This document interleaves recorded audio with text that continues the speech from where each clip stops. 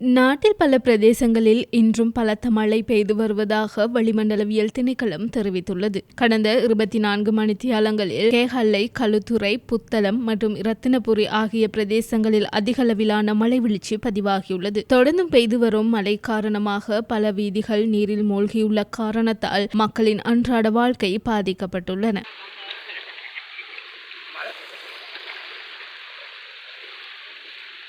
இதேவேளை கிண்கங்கை பகுதியில் கனமழை பெய்து வருகின்றமையால் கிண்கங்கை நீர்மட்டம் சடுதியாக அதிகரித்துள்ளதாக தெரிவிக்கப்படுகிறது. இதன் காரணமாக நெலுவ பகுதிகளில் உள்ள தாழ்நிலங்கள் படிப்படியாக வெள்ளத்தில் மூழ்கி வருவதுடன் நெலுவ தவளம் வீதியும் நீரில் மூழ்கியுள்ளது. மேலும் சீரற்ற காலநிலை காரணமாக 1119 குடும்பங்கள் பாதிக்கப்பட்டுள்ளன. களுத்துறை, புத்தளம், கேகாலை மற்றும் ரத்தினபுரி ஆகிய மாவட்டங்களை சேர்ந்தவர்களே அதிகளவில் பாதிக்கப்பட்டுள்ளதாக அனர்த்த முகாமைத்துவ நிலையம் தெரிவித்துள்ளது.